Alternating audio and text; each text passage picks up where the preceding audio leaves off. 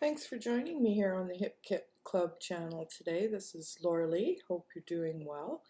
I'm starting out this layout with a heart cut file from the February 2018 cut files. You can find them if you're a member. They're free and they're on the Hip Kit website.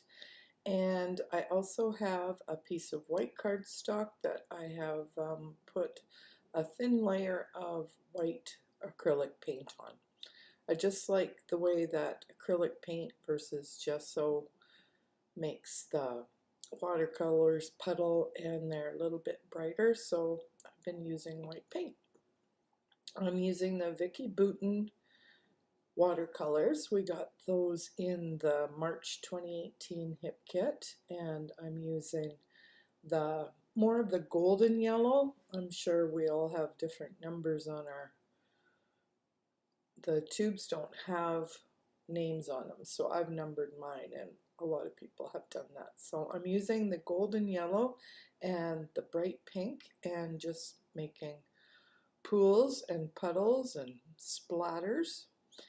I love how the pink and yellow goes together. I'm going to use mostly Patio Party by Jen Hadfield on this layout for embellishments, so I chose the colors based on the embellishments. I haven't shown them here yet though, but that's where I got the colors from.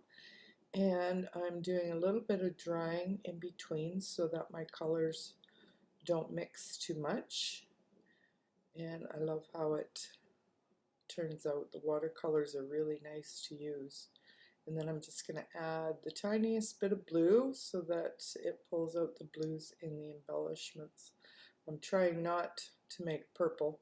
I don't mind the green when the blue mixes with the yellow because there's green in the embellishments, but there's definitely no purple in this collection.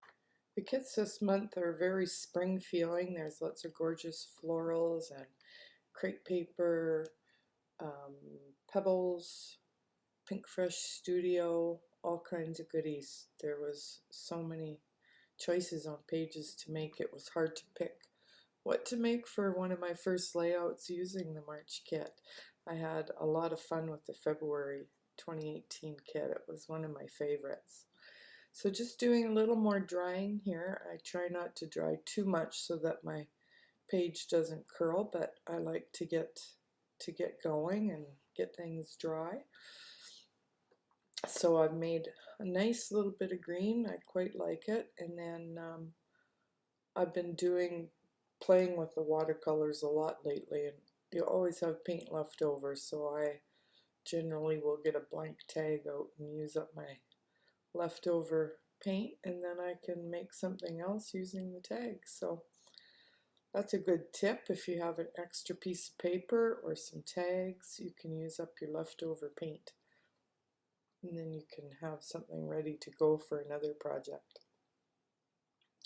The paint colors are the watercolors are really pretty. I really love them. The blues and greens are really nice, and there's a deeper sort of red magenta color that I really like too. So I've been having lots of fun with those, and they have nice color to them. They don't lose their color when they dry, so they're nice. And over the white paint, they do keep a little bit richer.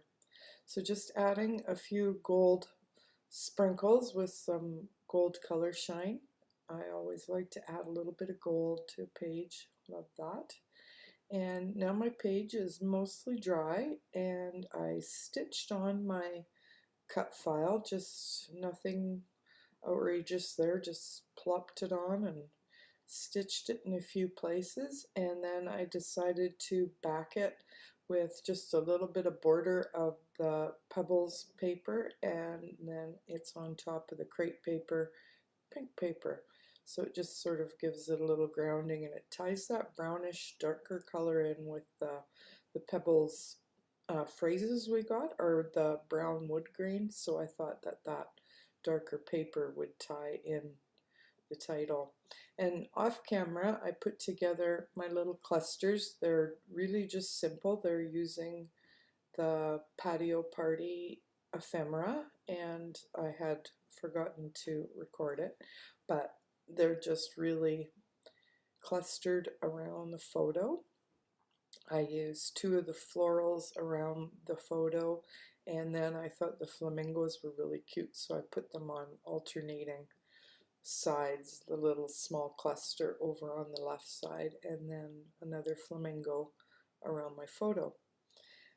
And then I used two simple stories phrases, the little chipboard ones that are on the labels. I thought those were cute. And I decided here that the pink paper needed just a bit of that pop of bright pink, so I mixed up a little bit more and just added a thin layer to the pink paper so that it would coordinate better with the painting on the layout. A few more sprinkles, you can never have enough sprinkles. I kept actually the space under the cut file pretty free of paint so that there would be two definite areas of paint in the layout so that the design would sort of show through that there were two clusters, so that was a fun thing to do. So I hope you enjoyed it. Here are a few close-ups. It was a fun one to do, pretty easy, quick and easy. You could definitely do this yourself.